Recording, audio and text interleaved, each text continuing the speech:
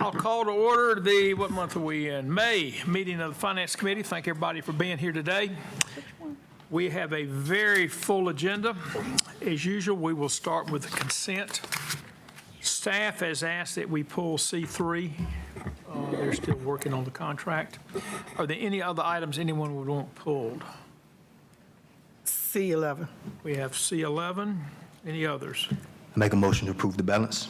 Second. We have a motion, a second, to approve the balance of the consent. Please vote when it comes up.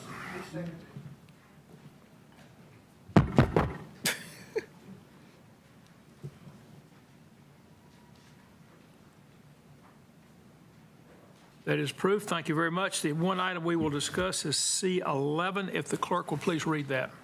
Item C11, resolution authorizing the purchase of property at Long Creek Park along Bethania Tobaccoville Road, located in the North Ward.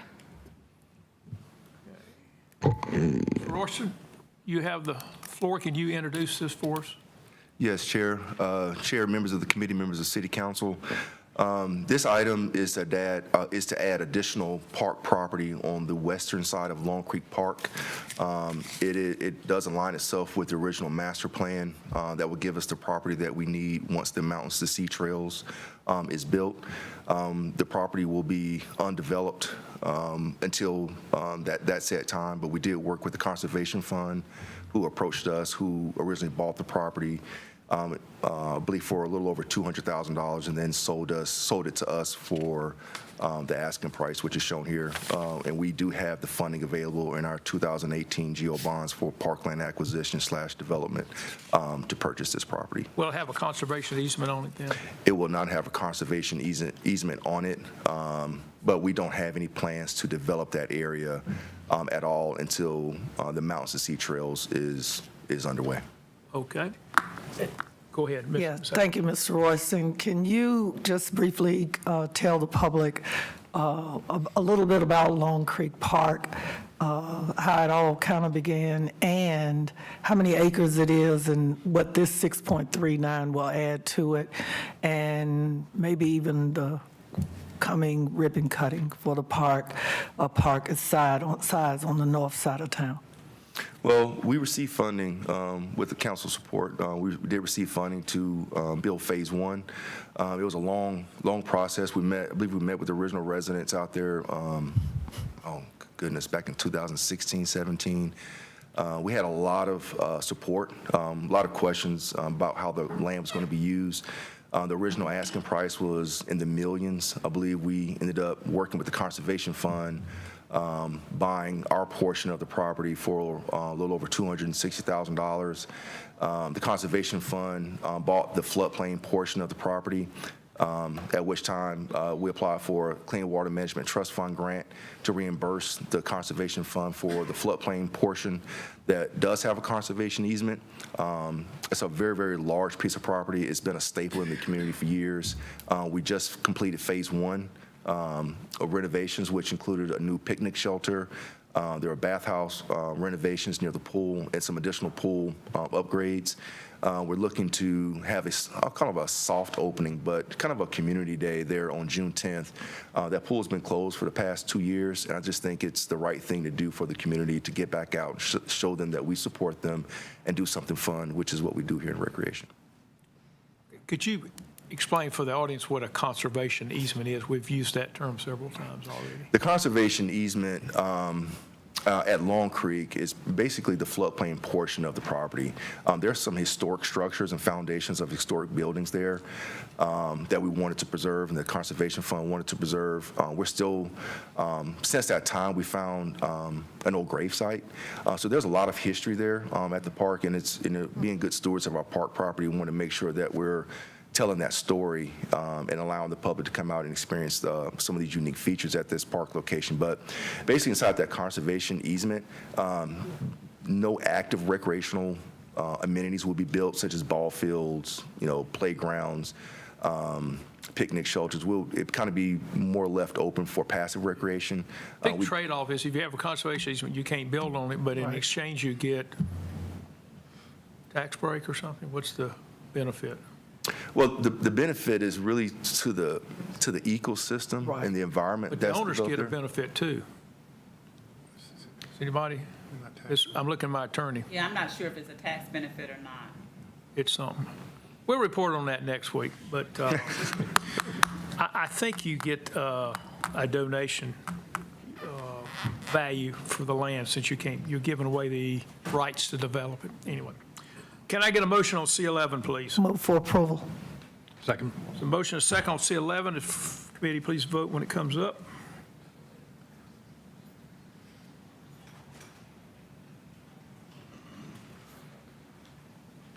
Thank you. And for those who may not have been to a committee meeting, there are 7 of us up here, but only 4 are voting. The others are council members, and they're here as non-voting participants. And anything we do today will go to the council next week for full council voting. That is it for consent. We will now go to the general agenda. I've got 3 items. We'll just go in order. G1, if city clerk, please read that. Item G1, presentation on economic impact of Piedmont Triad International Airport. Mr. Rao. Good afternoon, Chairman Clark, Mayor Pro Tempore Adams, members of the City Council. Good afternoon. I'd like to recognize Kevin Baker, who is Executive Director of the Piedmont Triad Airport Authority, who's going to make a presentation to you this afternoon about the economic impact of Piedmont Triad International Airport in the region. As we know, there's a lot of exciting news coming out of that area, and the hope is that that's going to expand and provide benefit to the city of Winston-Salem as well. Just a little bit about Mr. Baker. He joined the authority in January of 2008. Prior to that, he served as vice president of Michael Baker Corporation, which is a large international consulting firm. And in that role, he served as a consultant to the authority for 10 years, leading major airport development programs there, including the FedEx Mid-Atlantic Hub and the Honda Aircraft Company's global headquarters and manufacturing facilities. He's a graduate of Lehigh University with a degree in civil engineering, so it's my pleasure to welcome Mr. Baker. Mr. Baker, will you please give your name and address for the record, and you have the floor. Sir. Kevin Baker, 703 Scott Drive, Greensboro, North Carolina. Thank you, sir. Please continue. Thank you, Mr. Chair, members of the committee, and city council members. The mayor asked me if I would come and address you all and just give you a bit of an update as to where things are. Obviously, we've had a lot of really exciting news here over the last few weeks and the last year, and there's a lot more to come, and I think we might be hearing some of that very shortly. And wanted to just get you updated as to where we are and answer any questions that anybody has. So I just have a few brief slides that I'll step through. Just in case there are new members who don't maybe know how our board is appointed, the 5 regional bodies, the 3 cities, you being one of them, Greensboro and High Point, all appoint 1 member. Forsyth County appoints 1 member, and Guilford County appoints 3 members. Reason for that, there's a lot of confusion sometimes. The airport's called the Greensboro Airport sometimes by people. Not a single square foot of the airport sits in the city of Greensboro. We're in Guilford County, and that's it. That's why Guilford County has the majority of the votes. You can see the appointed members here, and of course the mayor is your appointee and has been doing just a fabulous job for us for a number of years. So the difference of this airport compared to most airports, the airports you think of is a place of transportation. It's a place where you go to get on a plane and go visit someone, or you have packages delivered, et cetera. The difference here is that we're still doing that, and it's very important for us to, as part of our first part of our mission, to provide the best possible passenger experience that we can for those using our airport. But the second part of it is economic development, and that occupies probably 80% of my job and some of our other staff members, growing those businesses that are providing jobs on our airport, and you'll see some of them as we talk. I want to make this point, and you'll see that the numbers here are from 2020. The reason for that is that was the last normal year before COVID. We're just probably in 24 going to have the first next normal year where we're rebounding finally from all of this. You have to think of, during COVID, in the month of April, we would normally have about 3,500 passengers getting on airplanes every day, 7,000 altogether if you include those that are getting off of airplanes. In April, I think it was April 18th of 2020, we had 75 people getting on airplanes. So that shows you how bad COVID hit the airport. So these numbers that you're seeing, again, are dated, but they are representative of where we normally would be. It's about a $40 million operation. About half of that is our expense. We have a little bit of long-term debt from bonds that we have issued. And the remainder of that, which you can see here, is roughly $14 million or so, ends up getting plowed back into the operation. That's what we use to maintain the place, to repave roads if we need to paint, all the things that we need to do. I want to quickly update you on air service and just tell you where things stand with air service, because obviously I just told you that we took a big dive, as did the whole industry took a big dive back during COVID. There was really a double whammy for the industry, and that double whammy impacted us even worse, smaller airports. And what happened was that, first of all, of course, the airlines, they go into a panic mode, and they had to reduce the size of their staff very quickly because they weren't flying anywhere. And what they did was to have a lot of early retirements in those days. So you had a lot of senior captains, senior crew, flight attendants, even maintenance folks who were taking early retirements. What happened then is that the industry rebounded faster than they thought it would. And all of a sudden, we had this huge problem with a lack of pilots. And that problem actually had started about 5 years prior. It was a recognized problem in the industry, but all of a sudden, it just got way worse whenever all of this happened. And so what that meant was, even once we came out on the backside of COVID, a lot of these airlines were trying to find pilots to fill these roles. And because they couldn't, what it meant was a lot of those planes stayed on the ground. In fact, you can go and find a quote from the CEO of United Airlines from about a year and a half ago, where he said, we effectively have 100 regional jets on the ground right now because we cannot find crews to fly them. To give you a real world example, we had service, for instance, to Dulles Airport in DC. We had 3 times a day on a United regional jet up until COVID. Since then, it still has not come back. And the main reason why it hasn't come back right now is that one of those 100 airplanes that Kirby was talking about a year and a half ago is sitting in the desert right now and not flying. That airplane would have been flying that route to Dulles and back for us. This is where the industry is, and it's actually starting finally to come out on the other side of it. There were more pilots produced last year than there have been, I think, historically. And they are getting past that problem a little bit, but it's going to take a number of years, honestly, until we get back to normal. The CEO of Delta about a year ago said he thought it was a 5-year return to normalcy. So we still have many to go. And there's the quote from Scott Kirby that I quoted to you. Where we are right now, our passengers are trending right now to look like we'll be at about 18 numbers by the end of this year. That's good, because most airports are all judging everything based on calendar year 19, which is the last solid year before COVID. 18 was more representative for us because 19 was an amazingly good year. So you're comparing against like the best year we've had in 10 years. 18 is much more representative of where we normally were. So for our passengers to be getting back to that level feels good. I think that the number of seats in the market are going to get back to more like 19 numbers. That means the number of planes and seats that are flying. That's what these airlines sell, a seat. Think about it. So that we think that that's even stronger. And finally, the last piece with the revenue, the airport's revenue is back to 100% of where we were in 2019. So you might say, how's that happening when your passengers are still behind and seats for that matter? That happens because of the fact that we have this dual mission, that we have all these companies working on the airport that are building airplanes, maintaining airplanes, delivering cargo, et cetera. They're leasing space from us, and that continued actually right on through COVID without being interrupted.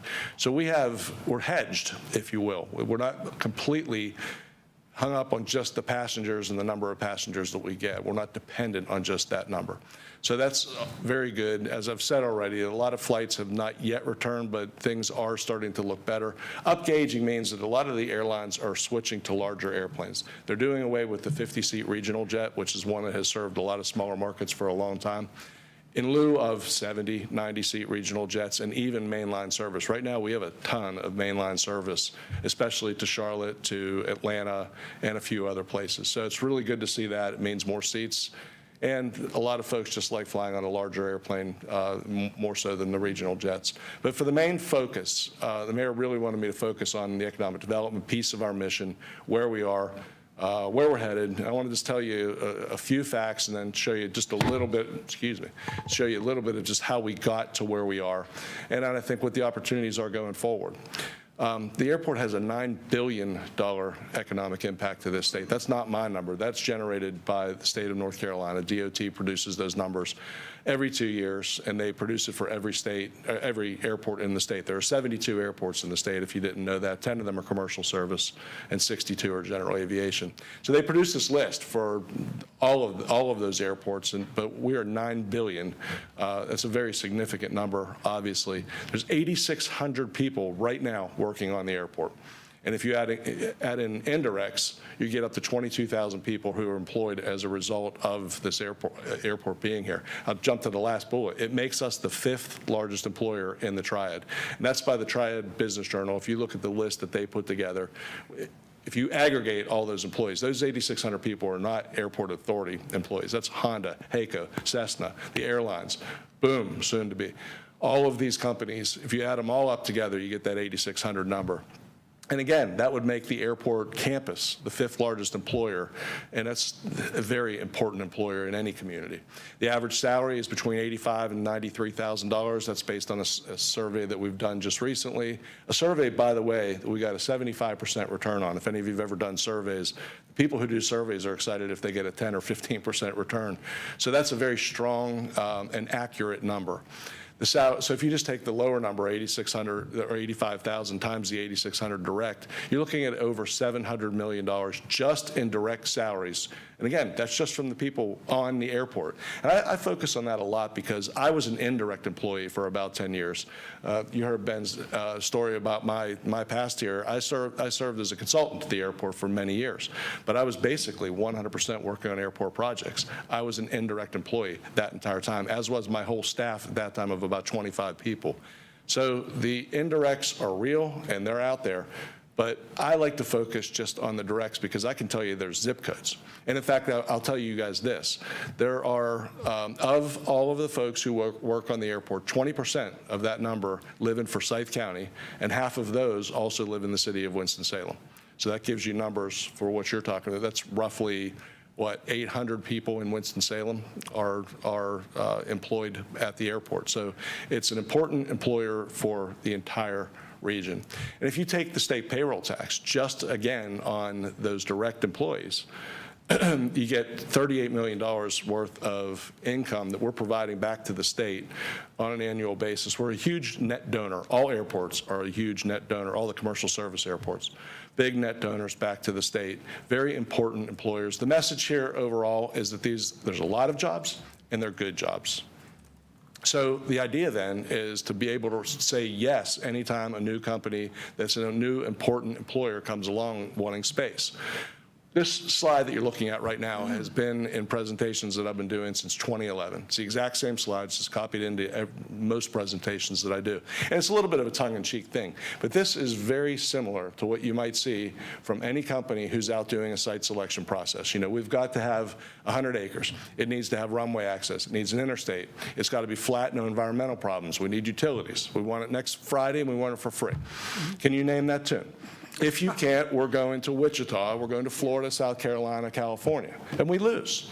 So going back to that last slide, excuse me, this is what's most important. We've got to be able to answer those companies and say yes every time.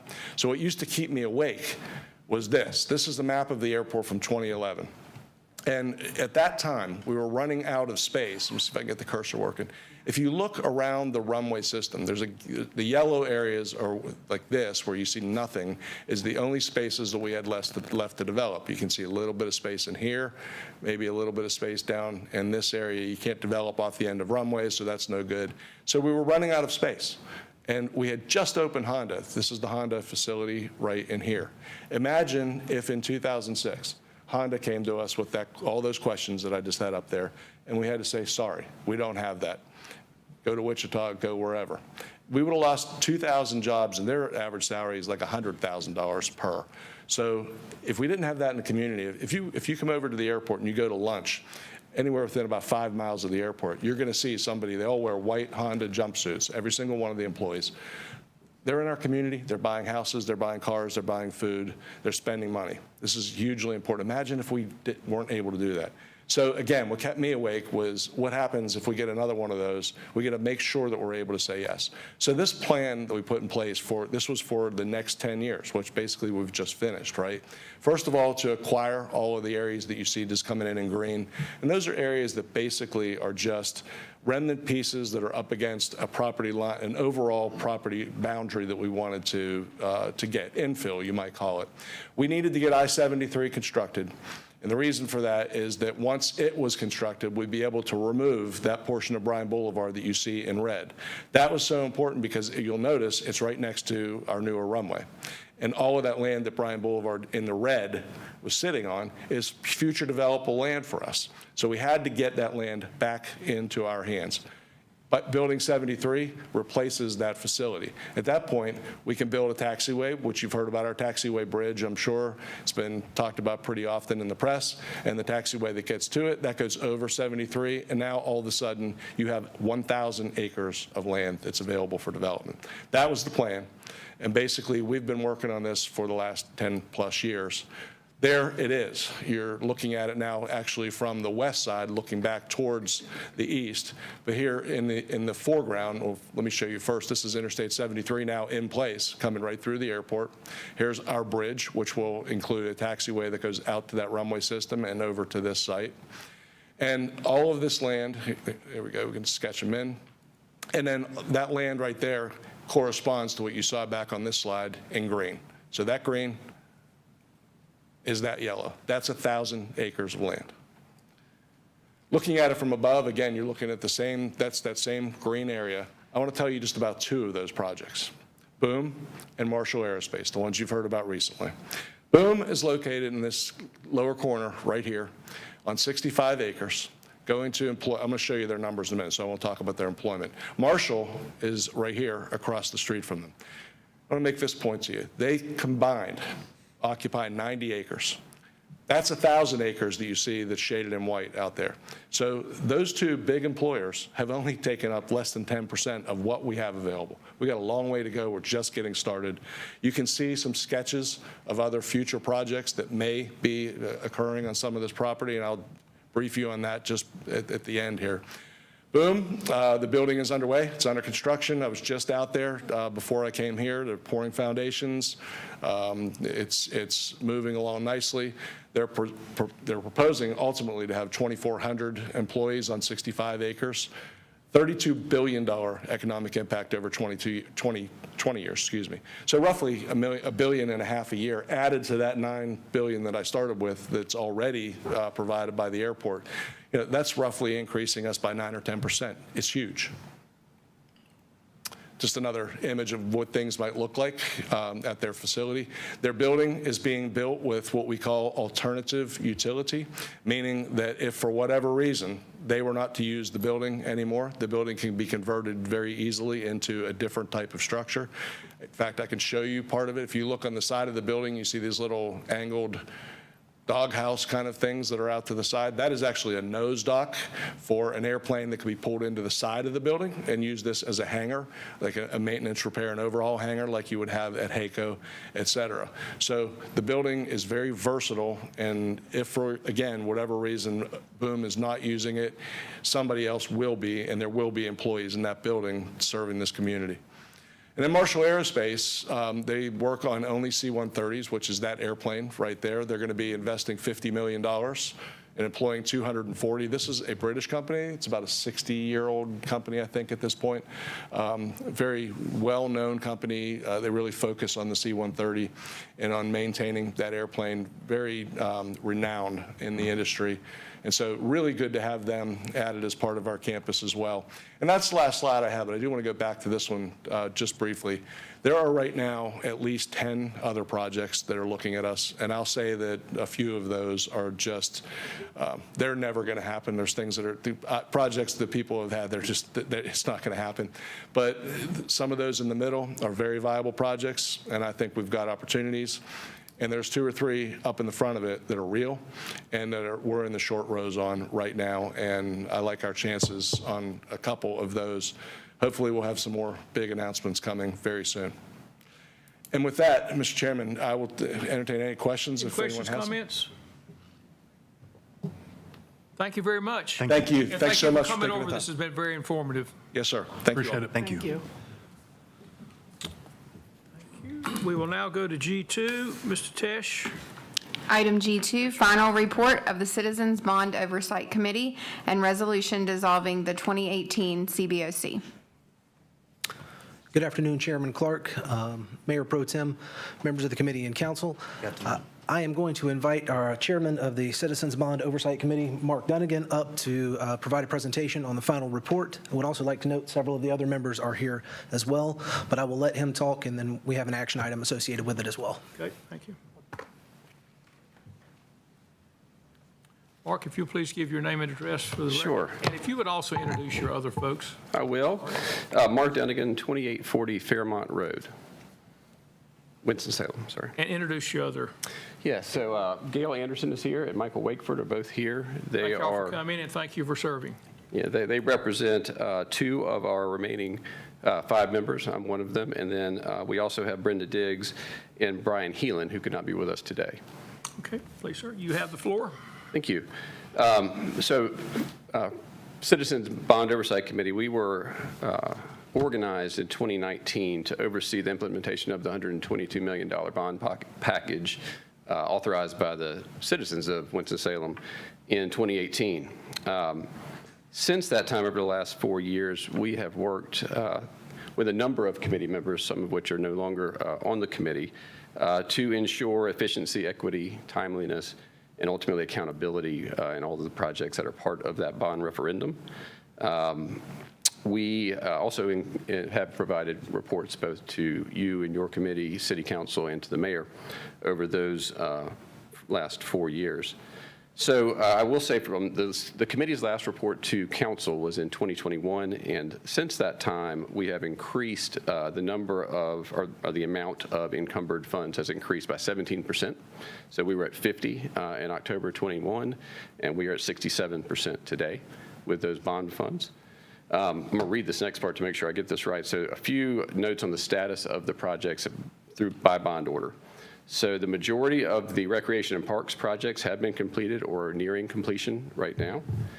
Significant progress has been made on public safety projects. Fire station number 13 is complete, as you know. Fire station 3 and the public safety radio system are both under construction and anticipated to be completed in 2023. The majority of the housing funds have been committed and planned for spending. Now, there is still a significant amount of economic development funding still available for future land acquisition and site infrastructure work when those projects arise.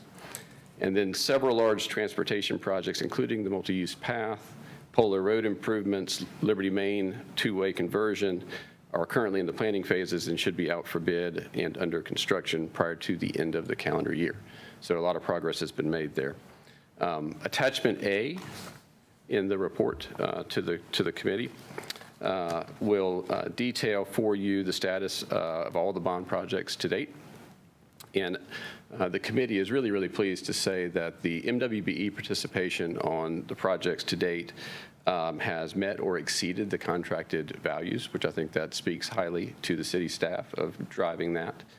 And Appendix B of that same committee report will show you those percentages. Along with overseeing the bond program, the committee has also worked to allocate $700 million in anti-poverty and social grants to 40 very deserving agencies in our community during COVID. We've also provided oversight of over $1 million in COVID-19 grant funding from the bond funds. So the report you have in front of you now will serve as our final action as the Citizens Bond Oversight Committee. We'd like to note that there are 3 recommendations in that final report to ensure that the continued progress and successful completion of the 2018 bond projects is maintained. So 1, the City Council should continue to receive, at a minimum, annual updates on the status of the remaining 2018 bond projects. City council and staff should work to complete the remaining projects as efficiently as possible, and that staff should work to enhance the public communication efforts to promote both the initiation and the completion of these projects, as well as the completion of the full bond program, because there's a lot of work done in a really challenging time, and everybody that had a part in that should really be commended. And so from the members of the Citizens Bond Oversight Committee, like I said, we have enjoyed this. We've enjoyed working with the mayor, with the city council, and ultimately for the citizens of Winston-Salem on this sort of oversight role. And, you know, we had a great opportunity to tour some of these projects with some of the citizens, and that meant a lot to us. We were honored to do that, and we really appreciated that. I'd also like to say from my perspective and from everyone else's, the city staff, and a lot of the city staff that had to do with this is here today. They did a phenomenal job. They got us the information we needed when we needed it. They never complained about a request, and they were always very, very pleasant and ready to do whatever they needed to do to make our jobs easy. So they should be commended for that. And then, of course, our committee members that are here and those who are not here, those who were on the committee and are no longer with us, thank them as well. So with that, that is our final report, Mr. Chair. Thank you. I'll entertain any questions you have. Questions or comments? I would, Ms. Adams. Yes. And Mr. McIntosh. Again, thanks to all of you for the work, the heavy lift that you did for us. It's important for citizens like yourselves to be a part of the process, but especially when we know we hadn't had a bond. When we did the first one in 2014, Mr. Garrett, it had been, what, over 20 years maybe? And then we came right back. We felt so good. The citizens felt good, and we did another one in 18. I was kind of hoping that I would have a bond next year so I could kind of, you know, hold you guys up and keep you working, because that's how important you are. So, but again, thank you so much. Thank you. McIntosh. Let me echo the thank yous. I mean, you guys had quite an all-star group put together. I mean, I know most of the people on the committee quite well, and having talked to you folks, you know, sort of outside the process, I'm aware of the efforts that went into it, and I'm frankly kind of amazed. I think through that process, you guys got a chance to recognize the burden on staff of trying to get this level of project done during this period of time. You're aware of it from your professional side of it. But we're behind on all of our timetables, but it's not due to lack of effort or expertise on our staff part. It's very frustrating to everybody involved, but it's reassuring to know that this group, you know, really did take an active role in oversight and really did dig down into the weeds of what was being done and why it was being done and how well it was being done. So thank you to your group, and it really would have been nice to have you guys stick around to do a little bit more of that. But Thank you. Thank you. I do need a motion to approve this. So moved. second. A motion second, if we please vote when it comes up. And don't change your address and your telephone numbers, because we will find you. I know you know where we are. And while we're voting, I just want to point out the chairman does live in the West Ward.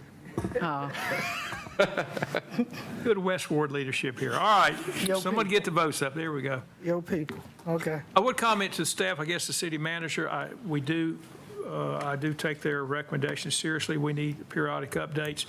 And I would add to your list, if there's anything left from 2014, I know Meadowlark Road widening is a 2014 project, and I'm reminded of that hourly sometimes. But when you update one, go ahead and give us the other. Yeah. Anyway, that is approved, and that will be on the consent agenda Monday night for council. Again, thank y'all very much. Thank you. I think they deserve a. Yeah.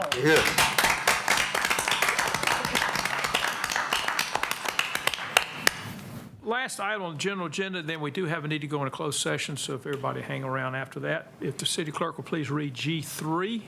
Item G3, resolution awarding construction contract for Union Station second floor uplift, Central Builders, Inc., located in the East Ward. Ben, are you going to present this? Yes, sir. Go ahead and give us an overview. Just wanted to pull up the council actually so you can see the bids that were submitted.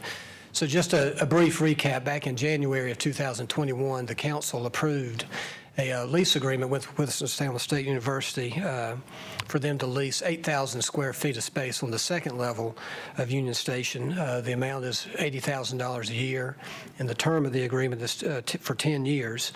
As part of that agreement, the budget for the upfit of the space totaled $675,000, with the city contributing a not-to-exceed amount of $450,000 and the university contributing $225,000, and which also would include the purchase of furniture, fixtures, and equipment for the space.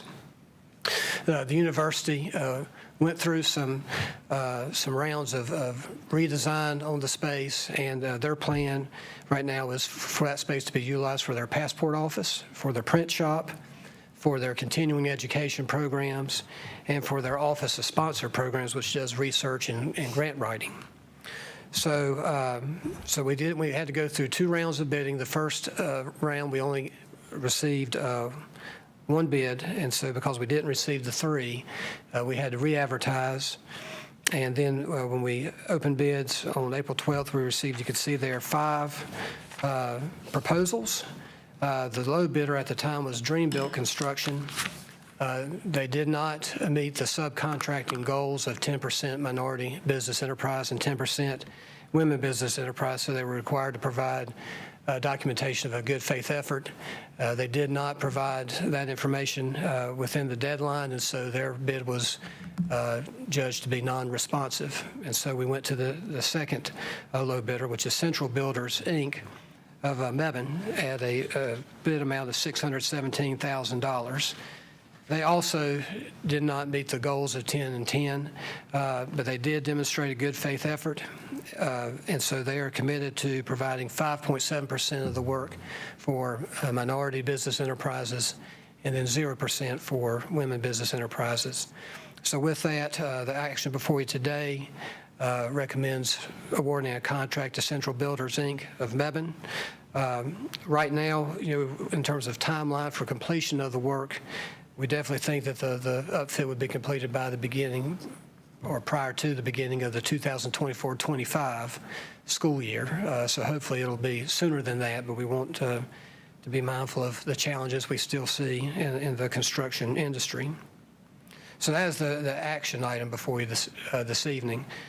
In addition to that, I did want to provide an update on our planning for a redevelopment of the third level, which is the street level space there at Union Station. Right now, we're looking at planning for developing it into, or at least a portion of it, into a restaurant.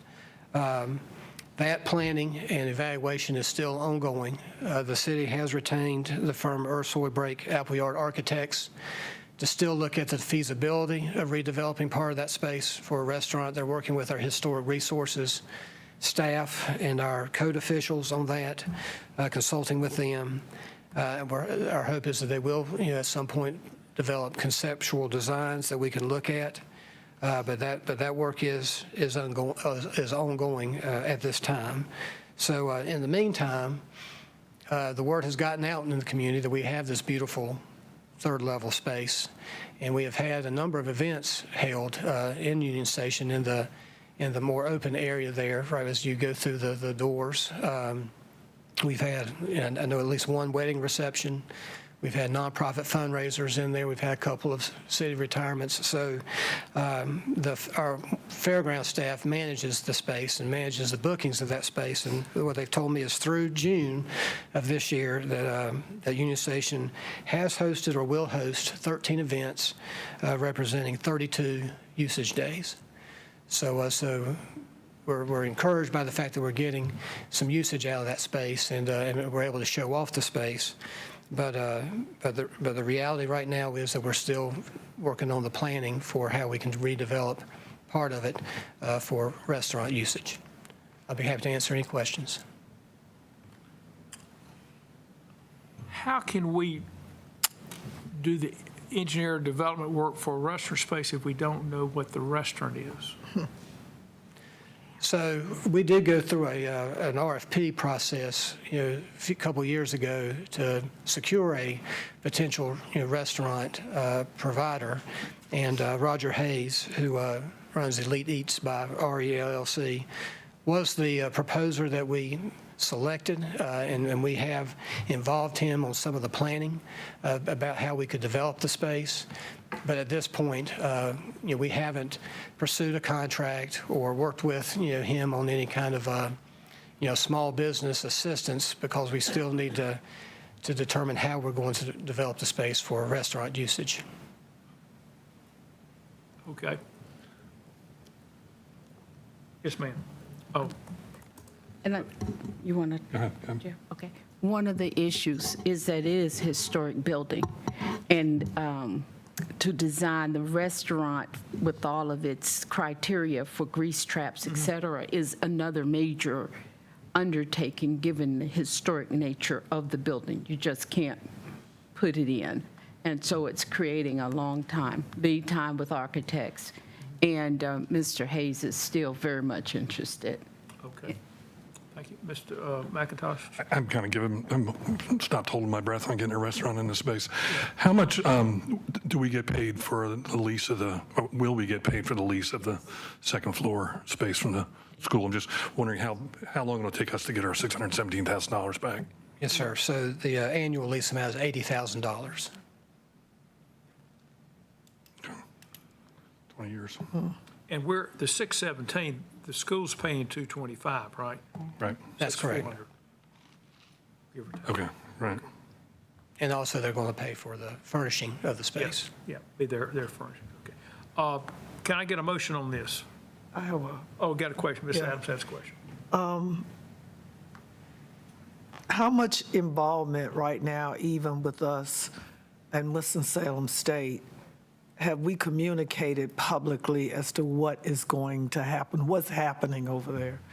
Because the people that know that they can rent the space, they know, but, nobody else really knows unless you go online. But I'm talking about the community in general and not just East Winston. How are we communicating? Again, it's about transparency and accountability. They voted for us to get the money. It's their money.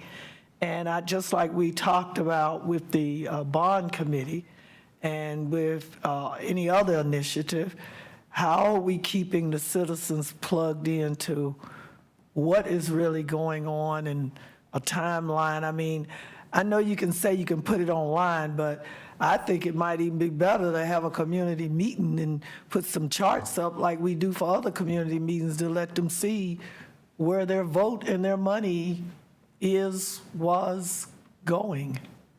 You agree? Mayor Pro Tem, we certainly can do that. I'll be happy to work with the Winston-Salem State officials on that, so that now that we're about to award the contract for the redevelopment of that level, I think the timing probably would be appropriate to brief people. We know that we've got the first level, the ground level, developed for our Department of Transportation, and then really to kind of show off the third level, at least right now, as available space for holding various kinds of functions. So when we do the upfit on the floor, the street level, that space will no longer exist as it is now, right? You talked in terms of The big space. the third level. I'm talking about the street level, the actual train station lobby. Yes, ma'am. Well, we obviously are still kind of in the planning stage with the area that would be repurposed for a restaurant. I don't think that I've not been involved in any discussions where we would change, the lobby area. And that's why I think it's so important that we start now, starting to educate the community, because rather than wait until we get ready to make a decision and the public, they're like, well, they never said anything. I think it's important, just like the report for the bond projects that we get and the recommendation from that committee that we continue to get updates. I think with the facilities like Union Station, that we got to make sure that we proceed like we should. And that makes sure that the community is aware that the train is leaving the station, and there is no train, but it's leaving the station. Okay? Yes, ma'am. Thank you, Mr. Rao. Ms. McIntosh. Ben, do you have any idea how much revenue the 13 events have generated? You may not have that at hand. I do not, but I can provide that for you. And we work with groups, depending on the type of events, Yeah. we may work with them. Event spaces are expensive. I mean, if anybody's been involved in a wedding in town recently, they're real expensive. To me, we should be going after that money as hard as we can, whether it involves bringing somebody in. Nothing against our fairgrounds people, but I don't think they're in that business. It may be an area where we can hire some expertise and really kind of get better bang for our buck. At least be generating some revenue while we're waiting for the great event to happen. Yes, sir. Just want to remind everyone that that space on the street level is reserved as the museum for the train station. That has to be that. So we can't change that lobby. part. Right. The big area that is being rented. Unless we want to give money back to the feds. Because that was part of the funding for the renovation of that building. And the restaurant will be going in what was the colored waiting room. That's the part that we're trying to put the restaurant in. That can be changed. Okay. One more comment. Go ahead, Ms. Adams. To the suggestion of Councilman McIntosh about event rental space, and it's expensive, but in the community, the regular everyday people, if we can figure out a way that we can keep the costs as low as we can, because I'm sure all of us do, we get a lot of calls and emails and texts from people, can we rent so-and-so? What is it going for? And once I give them a photo of our costs from the applications and whatever, they're like bowled away. They're like, what? So those folk that can afford to rent high-end event centers, I'm okay with that. But I still believe, because this place is in the community, we might need to do comparatives with when Winston-Salem State rents the Anderson Center or their student union or any other event places in the community that's not tier one. That there's got to be a tier where the regular working people and working poor can afford to have their events at nice places too. So I think that's something that we need to look at on behalf of our citizens. Yes, ma'am. Thank you. And we do kind of take requests on a case by case. Particularly if it's a nonprofit, we generally apply the same approach that we use at the fairgrounds. If they're providing a service through the event or something like that, we may work with them on the rent, if not altogether, waive it, and then only ask that they reimburse us for any direct expenses that we incur if we have to provide staffing for security, that type of thing. So we do try to work with various groups, but we will continue to look at that. Okay, can I get a motion? Motion to approve. Second. Motion second to approve the contract for the upfit of the second floor.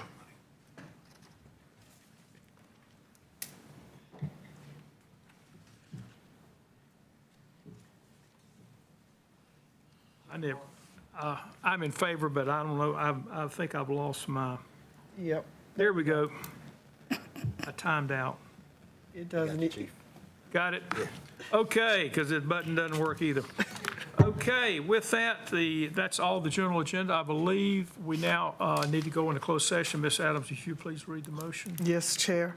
I move that the Finance Committee go into closed session pursuant to NCGS 143-318.1, 1A3, to consult with and provide instructions to the city's legal staff regarding a legal matter and to preserve the attorney-client privilege. Second. Second.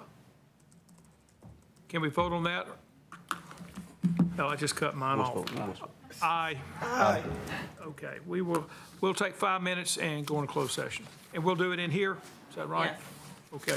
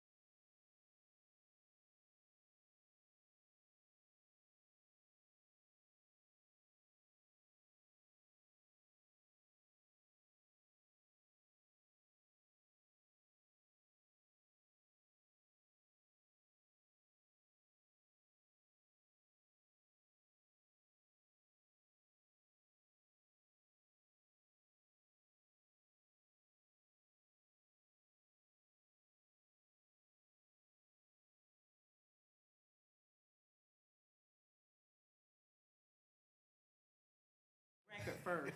You gotta get on. Calm down, man. Hold tight, hold your. Settle down, Robert. Give Settle us down. time to go public. Settle down, Robert. And then repeat your motion to end the closed session. 'cause it's supposed to Okay. be an open session. We have just voted to close the closed session. Is there a motion to adjourn? Repeat, who made the motion to end the Oh. closed session? I make a motion to end closed session. Did, and Ms. Alves seconded, and we're all in favor, we vote Aye. yes. Aye. And can I just adjourn us then? Yes, go ahead. We're adjourned. Boy, that's a lot of trouble.